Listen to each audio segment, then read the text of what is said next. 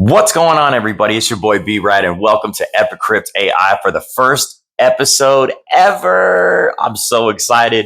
I'm so excited to learn all this stuff with you guys because it's the new digital era. It's here to stay, and I got to learn it just as much as you guys got to learn it because it's not going anywhere. So this is going to be the episode, or not just the episode. This is going to be the channel where we're going to decode Web3, NFTs, and digital ownership with clarity and creativity. We're going to give you a good vibe here. That's why I'm here. Yeah, baby. We're going to give you the lesson is a full breakdown from what an NFT is to how real people are flipping, earning, and using them in the real world. So sit back, relax, and get comfortable, man. We go about to dive in. So the first part of this is going to be what's an NFT? We're going to start off simple. Not going to get too crazy with the legal mumbo jumbo. So an NFT, what it stands for, it's a non-fungible token. It's a digital proof of ownership stored on the blockchain. Blockchain I take as like the cloud. It stores everything. It's there. It's an easier way to get to it than the cloud, though. Am I right? Think of it like a receipt or something unique. Digital art, music, even a ticket or a bottle of rare whiskey. Right? But instead of sitting in your junk drawer, this receipt lives permanently on the blockchain. It's always there. It's never going anywhere. It's public, it's transparent, and unchangeable. Nobody can steal it. Let me give you an example of that. Imagine you buy a VIP concert ticket. Nowadays, they give you what? A QR code, a digital receipt. They don't give you the pay stubs anymore, the ticket stubs anymore that you put in a scrapbook or hold on to it for safekeeping. Instead of the paper stub, you get a digital pass. It's stored on the blockchain. It can't be faked. It can't be duplicated or lost. That's your NFT. It's there forever. Let's talk about proof and ownership and why that matters. So here's the magic behind NFTs. Proof of ownership. You have proof that you own it. Web3, they flip the script. You don't need a company, platform, or a notary to say you own it. You bought it. You own it. It's on the blockchain. You have the digital receipt. It's your NFT. That says that it is yours. Now, when you mint your NFT, the smart contract that is connected to your NFT, it records your wallet address, the token ID, your metadata, which is the image and the description of the image, and your full transaction history. Now, if you were to, somebody bought your NFT and they sell it, you get 7.5% profit off. You get 7.5% off of that. You make a royalty off of that forever. Let's give you an example. It's like buying a watch. You buy a nice dimed out, blinged out, crystallized divers Rolex watch. They give you a certificate of authenticity, right? The entire internet can verify it in seconds. But instead of that certificate of authenticity, you own it. Nobody can argue it. It's yours forever. Now, there's also different kinds of NFTs that are out there. There's all these different kinds. Utility NFTs and access. This is where we're going to get into some of the lower risk NFTs. NFTs are just pretty pictures. Aren't just pretty pictures. They're not just, that's what everybody thought they were. Some of them actually unlock real world benefits. These are called the utility NFTs. They have something connected to them. They will grant event access, like IRL whiskey tastings or different types of events, entry to private Telegram or Discord groups, membership to exclusive clubs, or even special reports or voting rights. Let's give you an example because I know that sounds really weird because it sounded weird to me just to even read it. An example is, let's say Epicrypt AI launches a Founders Pass NFT that you found. Holding one, you actually get it. If you're holding it, you might access our private Web3 mastermind, front row invites to exclusive live streams, voting power on what topics we teach next, And it has no passwords, no approvals. You just own it. You own it. You own the NFT and you're in. That's it. That's all you have to do. You don't have to do the reCAPTCHA where you have to click on a box that has all the buses. You don't have to tell them that you're not a robot. You don't have to have any of that. No passwords, no approvals. You get the NFT and you're in. That's it. That's all you need. Now, we are also going to talk about mint to earn and whitelisting. So you're minting your NFT to earn, and then you're also getting on the whitelisting. So one of the most popular ways to earn NFTs today is called mint to earn. Here's how it works. You complete quests like a game. Like when you guys used to, like we play video games and you earn XP to get a bigger sword or a bigger shield or better magic spells or better firepower. You complete your quest like tweeting, watching our videos, watching my videos on YouTube, and referring others. You know how to do it. Like, share, subscribe, all that stuff. Hit the bell on notifications. Tell all the people you can about it. You earn a spot on the whitelist with just doing that. That and that alone. It's that easy. You mint your NFT. Sometimes that's free. So you got to pay attention and read the description of the NFT to see if minting it is free or not. You either hold it or you flip it for later. So let's give you something. Let's give you a prime example. So imagine a project on Galaxy says, join our Telegram and repost this announcement. You join the Telegram. You repost the announcement. Boom, you're whitelisted. It's that simple. You do what it says, you're whitelisted. Then when the NFT drops, you mint it early and potentially sell it for a profit if the demand rises. That's how these projects stay SEC compliant, because they never promise a profit. You just are able to get a profit if you sell it and if the demand rises. There's no guarantee. There's no guarantee for a profit. That's how you actually stay SEC compliant, by not offering a profit off of it. It's the NFT. This is how you get it. This is how you sell it. Go from there. Let's see. Royalties and resale profits. We're going to talk about creators' earnings. Okay. So with NFTs, creators can set royalties in the smart contracts. What this means every time someone resells your NFT, you earn a cut automatically. I have my own now. I have my very first own 0 B-RAD sticker. Link will be in the bottom. That you can get your 0 B-RAD NFT sticker for free. There's also ways to earn XP levels. I'll also send a link out there. There'll be a link in the bottom in the description below. On actually how to earn more XP on the 0 B-RAD NFT sticker. I'm excited to be able to launch this. This is amazing. I have my own sticker. I have my own NFT. It's crazy. It's free. But just make sure you guys go to all of the links and make sure you guys get your XPs up there, because that NFT alone will possibly open up events and stuff like that later on if your XP is up to a certain amount. So it's a game, man. This is a digital game. This is like Magic, the game Magic, the card game Magic, Pokemon. I got XP. I got this many hit points. I got this many defense points.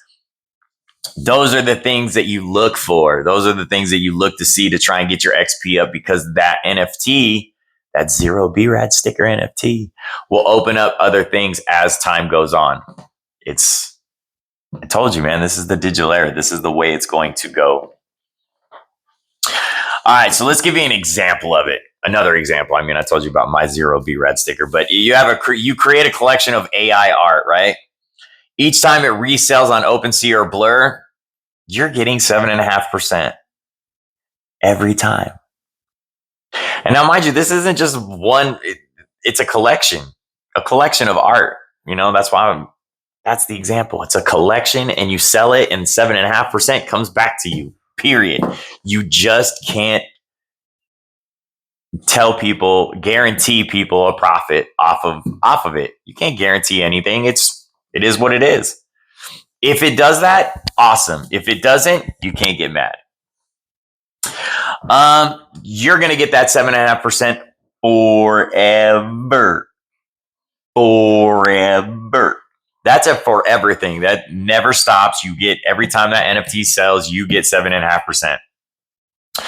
But if you promise to share those profits with any buyers, it may count as an SEC violation. So we can't, you got to make sure you got to be careful about the wording. You can't, you say, hey, you can, there's a possibility to sell this for more than what you bought it for.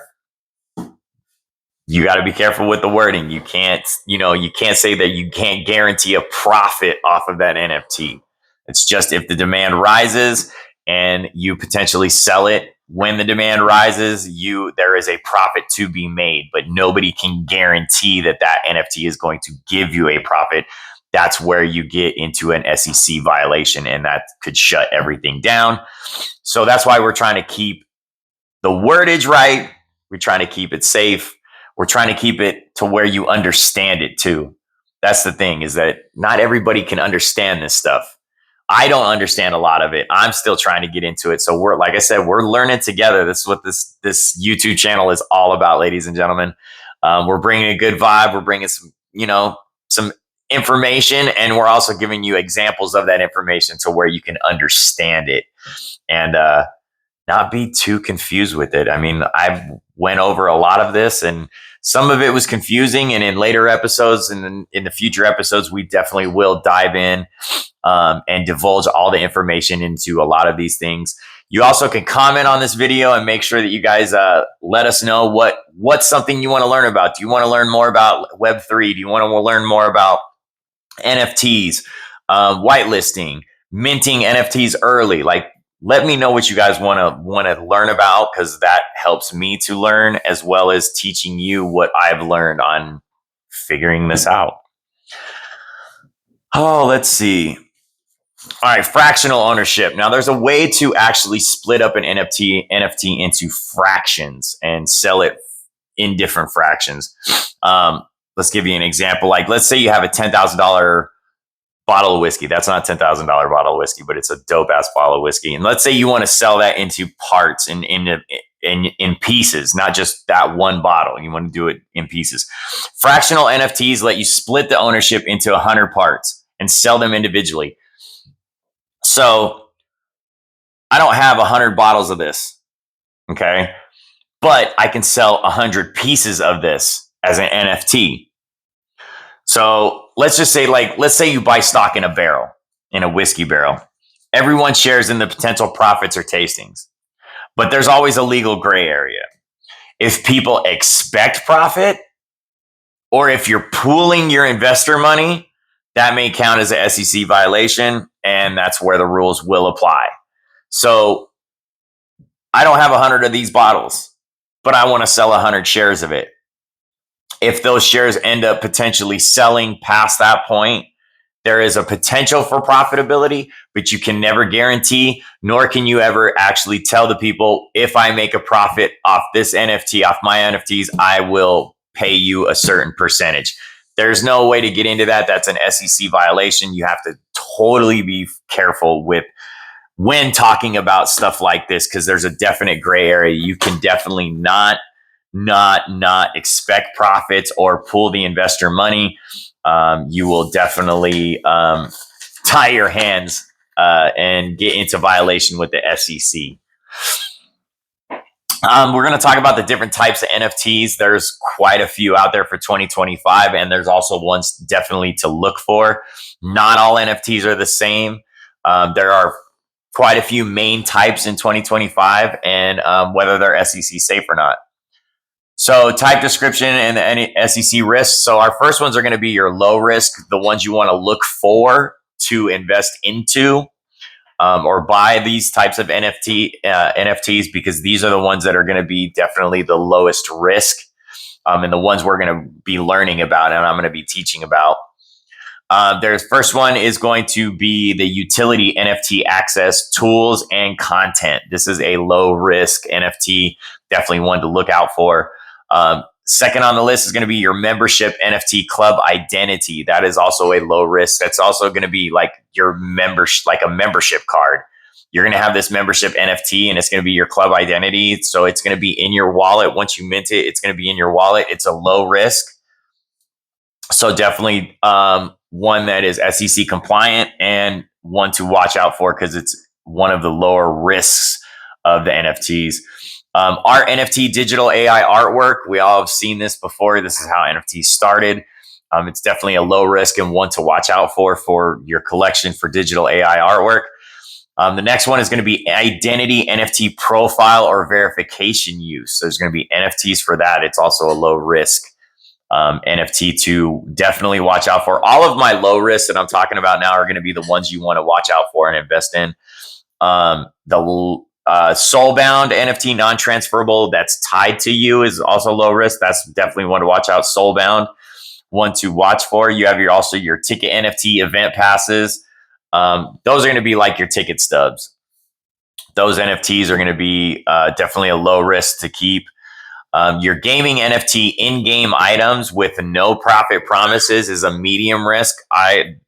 From this one down, I would stay away from because they're definitely a higher risk and not in the safe zone of SEC compliant.